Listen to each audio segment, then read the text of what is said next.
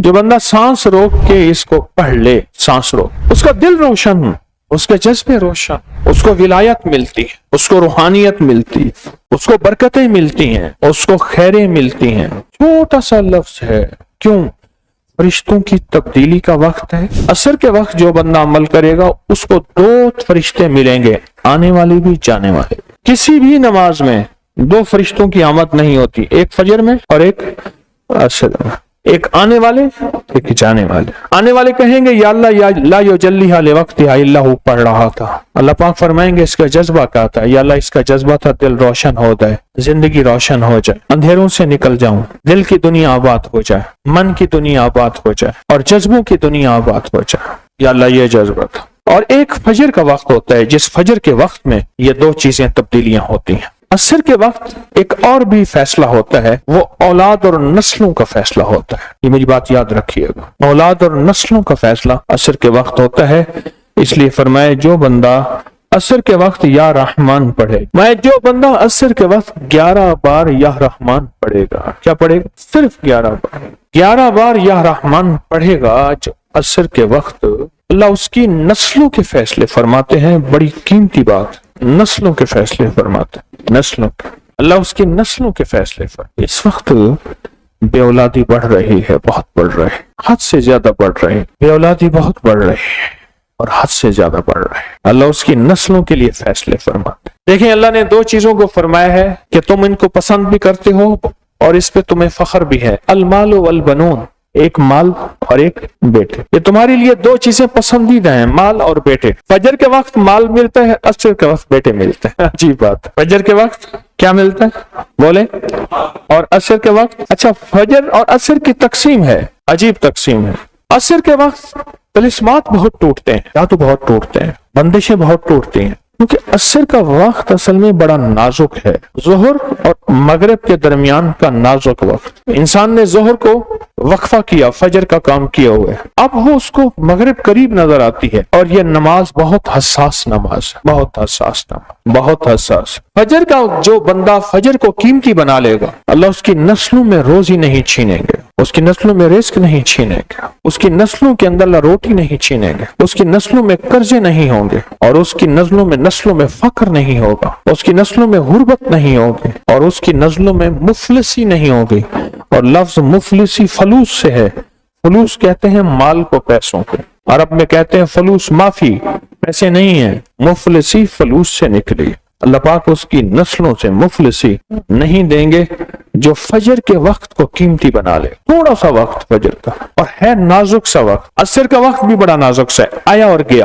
ظہر کا وقت بہت لمبا، مغرب کا وقت عشاء تک، عشاء کا وقت فجر تک، فجر سے پہلے سارا عشاء۔ عصر کا وقت بہت نازک ہے اور فجر کا وقت بہت نازک۔ یہ 2 وقت فیصلوں کے ہیں، اور ان 2 وقتوں میں جو بندہ فیصلے کروا لے وہ اندھیری دنیا سے نکل جائے گا، بیٹے، نعمتیں، رزق، عزتیں اور برکتیں پائے گا۔ اور میں نے پہلے بھی عرض کیا کہ فرشتوں کو دوست بنائے، فرشتے جب دوست بن جائیں گے ہمارے ہر کام میں، ہر مشکل میں ہمارا ساتھ، ان سے ہمارا تعلق بن جائے گا، ان سے ہمارا انس ہو جائے گا، ان سے ہماری دوستی ہو جائے گی، انس ہو جائے گا، دوستی ہو جائے گی۔ پھر جو کام کہیں گے وہ فرشتے ہمارے کاموں میں لگ جائیں۔ کیوں؟ اللہ نے فرشتے بنائے اس لیے ہیں، اور اگر ہم ان کو ہم کام کہہ رہے ہیں تو یہ شرک نہیں ہے، اللہ نے تو بنائے ہماری خدمت کے لیے ہیں۔ مثلا ایک بندہ اپنے کسی خادم کو کہتا ہے مجھے پانی پلا دے، تو ساتھ بیٹھا کہتا ہے کہ شرک کر رہا ہے۔ کیوں؟ تجھے تو اللہ سے پانی مانگنا تو بندے سے مانگ رہا ہے، تجھے تو اللہ سے مانگنا تھا، بندے سے کیوں مانگ رہا ہے؟ وہی اللہ نے اس بندے کو میری خدمت کے لیے مقرر کیا ہے، میں اس سے اگر مانگ رہا ہوں تو میں مجرم تو نہیں ہوں۔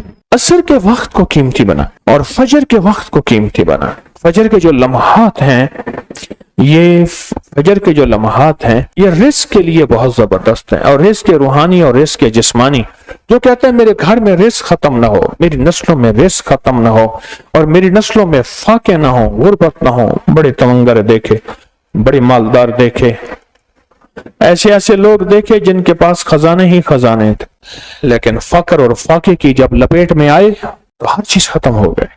کیونکہ جب دینے پہ آتا ہے ان گنت دیتا ہے، اور جب لینے پہ آتا ہے پھر ان گنت لیتا ہے، اور اتنا لیتا ہے کہ فقر، فاقوں اور غربت کی انتہا ہو جاتی ہے۔ अपनी जिंदगी के सफर में इन दो औकात को कीमती बना। काली दुनिया से निकल जाएंगे, अच्छा फिर काली दुनिया के साथ काले रोगों से निकल जाएंगे। ऐसे रोग, ऐसे मसाइल, ऐसे मुश्किलात जो मुझे जिंदगी में उलझा दें, जो मेरे रिस्क में मुझे उलझा दें, जो मेरी सेहत में मुझे उलझा दें, जहाँ नाकामियां और परेशानियां मेरे इर्द गिर्द पैदा कर दें और मेरे हालात में मुझे तंगियां आ जाएं, मेरे हालात में मुझे सख्तियां आ जाएं, काले रोग ऐसे हों, लोग मुझे छोड़ दें, लोग मुझसे मुंह मोड़ जाएं, मुझे छोड़ दें, मुझसे मुंह मोड़ जाएं, और बीमारियां ऐसी हों, छोटी सी बीमारी हो, छोटी सी। दो लम्हे हैं, दो वक्त हैं, एक असर का वक्त और एक फजर का वक्त। इन दो लम्हों और दो वक्तों में अपनी जिंदगी का थोड़ा सा ना फारिग कर ले, थोड़ा सा फारिग कर ले। काली दुनिया यूं गई, काले लोग यूं गए, काले रोग यूं गए, चल हर चीज गई, खत्म, हर चीज खत्म हो, हर चीज गई, और जिंदगी में चैन, सुकून, राहत, रहमत, इज्जत, बरकत और सुकून और खुशियां खुशहालियां और खुशियां खुशहाली। अगर हमारा दिल रोशन हो जाए तो हम अंधेरे के सफर से निकल आएंगे। उसके लिए काम करें। दो वक्त ऐसे हैं जिनमें फरिश्ते आते हैं, दो वक्त ऐसे हैं जिनमें फरिश्ते आते हैं। एक वक्त फजर का है, एक वक्त असर का है। ये दो वक्त ऐसे हैं जो फरिश्तों की हाजिरी का वक्त है। जो असर को आते हैं फरिश्ते, उनकी खिदमत जो तब्दील होती है वो फिर फजर को होती है। जो फजर को आते हैं उनकी खिदमत तब्दील होती है, वो असर को होती है। दो वक्त ऐसे हैं, इसलिए आपने देखा होगा फजर और असर के बाद अक्सर बैठ के थोड़ी देर तस्बीहात पढ़ते हैं। उसकी वजह यही है, ये दो वक्त ऐसे हैं जब हाजिरियां तब्दील होती हैं। इन दो वक्तों में फरिश्तों के जरिए अल्लाह के पास कुछ पैगामात पहुंचाते हैं कि अल्लाह तेरा दोस्त बनना चाहता हूँ, इस दिल की दुनिया को आबाद करना चाहता हूँ, इन जज्बों को पाक करना चाहता हूँ और तेरी महबूबियत चाहता हूँ और तुझे महबूब बनाना चाहता हूँ। अल्लाह तू चाहता तो हो जाएगा, तू चाह ले। और अल्लाह का एक निजाम है, अल्लाह का एक निजाम है, और वो निजाम रब का सच्चा निजाम, वो निजाम रब का सच्चा निजाम। और वो निजाम क्या है? ये जो चाहता है अल्लाह उसके लिए कर देता है, उसका सच्चा निजाम। जो चाहता है अल्लाह उसके लिए कर देता है। इसलिए असर की नमाज के बाद जो शख्स असर की नमाज के बाद क्या करता है, ला युजल्लिहा, बस सांस रोक के पढ़ ले, जितनी दफा पढ़ ले। असर की नमाज के बाद, असर की नमाज के बाद बड़े फैसले होते हैं, और फजर की नमाज के बाद बड़े फैसले होते हैं, ताकतवर फैसले होते हैं, बहुत ताकतवर फैसले होते हैं। ला युजल्लिहा लिवक्तिहा इल्ला हू। असर के वक्त में एक और चीज है, और बड़ी अहम चीज है। एक तो मैंने असर के वक्त में अर्ज किया, ला युजल्लिहा लिवक्तिहा इल्ला हू। सांस रोक के पढ़ लें, जितनी दफा पढ़ लें, बहुत मिलता है। तस्बीहात फातिमा कब पढ़नी है?